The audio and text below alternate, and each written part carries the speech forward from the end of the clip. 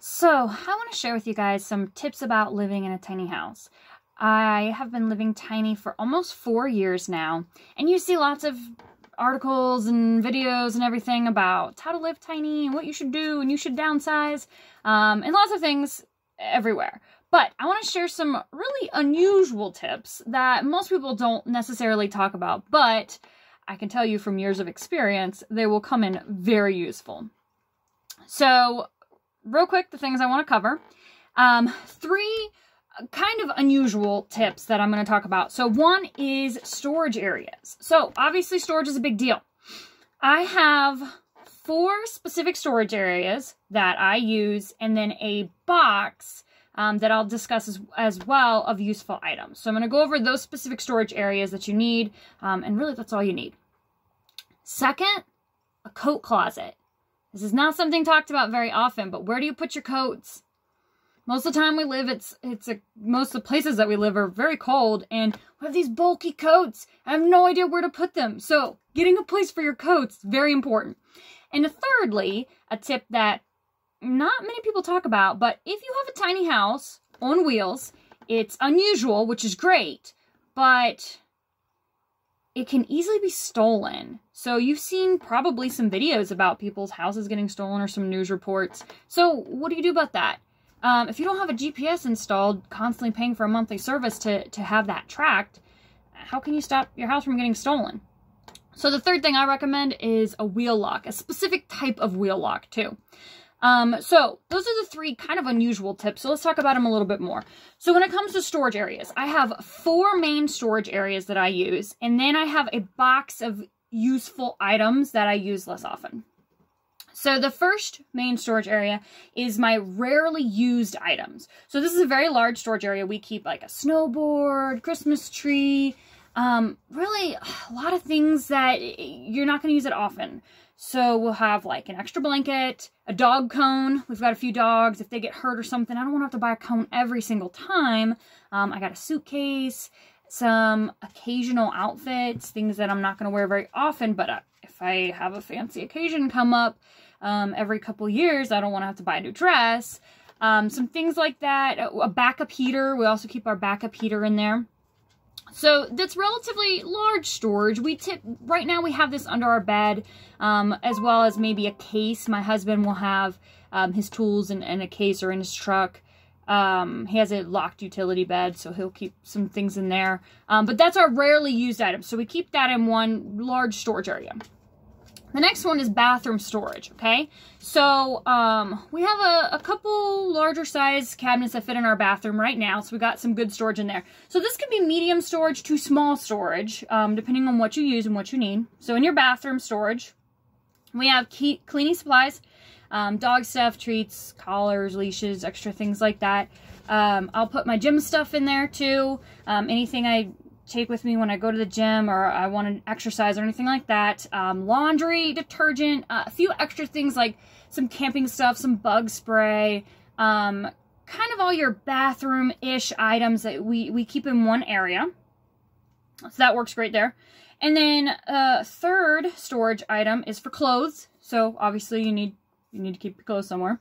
So right now we have a dresser in our tiny house. Usually we have a closet, hang stuff. You can put socks, underwear, hang all your clothes in there. You need a good place for your clothes. And then 4 is your kitchen stuff. So of course you have your pots and pans, seasonings, Tupperware, things like that. But in kitchen storage, I'll put a little bit more in there. So I'll have some things like maybe some household books, scissors, extra keys, bags that we use, remotes, batteries, some important paperwork, things like that. So I keep that in my kitchen area, and that's the area that I use a lot. So I'm constantly organizing it. I'm constantly using this, getting stuff out of it. So it's easy to access storage where you're going to put things that you're going to use a lot of time besides your clothes. So this, you need about a medium-sized storage area for all of those things that you use constantly. Then I keep a box of useful items. So I highly recommend doing this. I've done this, honestly, my whole life. Before I even went tiny. I just kept this box because I kept finding random things and I couldn't find it in my house whenever I needed it. but I only use it once a year or once every couple or years or something like that. So I've got this box, and what I keep in it is like stamps and envelopes. So whenever I need to mail something, I don't mail things a lot, but when I need to mail something, I don't want to be digging around trying to find stamps or have to go buy new stamps. Stamps are expensive. I also keep things like, I have a backup cell phone charger, which I almost never use, but every now and again, if I'm taking a long trip or if I'm going to a conference, I want to take that with me. So that's important to have. Just little things, packaging tape. When Christmas comes around, I need to be able to, I live far away from my family, so I need to be able to tape up my packages. I have wrapping paper tape in there. Just things that I don't use very often, but I need them when I need them. So I have it in a good location that's not too difficult to get to, but it's pretty tucked away because it's odds and ends storage that I don't use very often. So that's my box of useful items. I kind of keep it more in my rarely used storage area, but it is easy to get to, easy to access. So that's the type of storage you need. Honestly, I've been living tiny for almost 4 years now. And we have, when we build a tiny house, we have a utility closet. This utility closet will have our water pump and our solar batteries, all that stuff. I'm not talking about those things. I'm talking about storage as far as your actual stuff goes. So as far as your actual stuff goes, those are the only types of storage I've been using for the past 4 years. Well, probably even before that. Most of my cabinets, before, when we lived in an apartment, we had a, 800 square foot apartment before we moved into a tiny house. Most of my cabinets were empty. I didn't have anything. I didn't need anything. I kept what I need. I kept what I used. Everything else I didn't have. Those have always been my 4 main storage areas. Those are what you really need when you're living tiny, or even if you're not living tiny. So, next weird tip is a coat closet. Not a lot of people talk about this, but where do you put your coats? It's such a big deal, especially if you plan on having anybody come over. So if you plan on having family, friends, guests, they bring coats. And if you don't have anywhere to put your coats, it can be kind of awkward.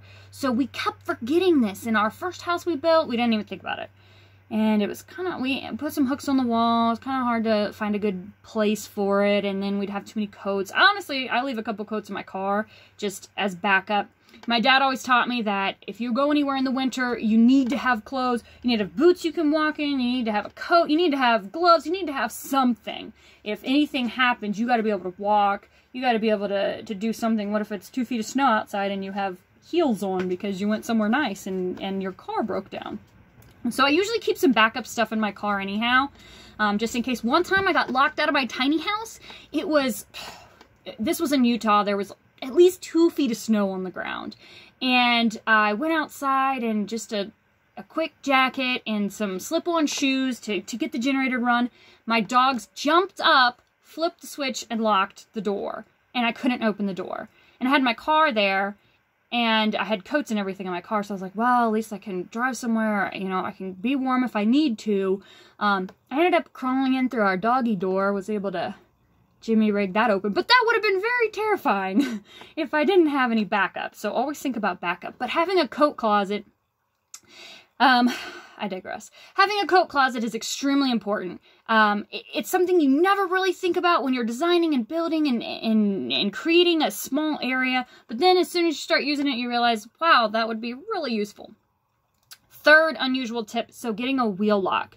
If you do have a tiny house that's mobile, that's easily mobile, you're not taking the wheels off of it as soon as you park it, you need a wheel lock. We've had vehicles stolen. We've had things stolen out of the back of our truck.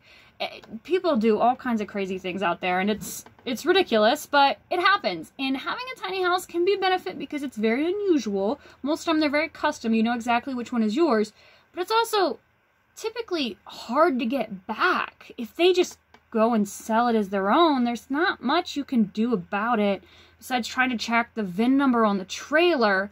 And if you give that to the police, they're looking for a trailer. So that can be really difficult.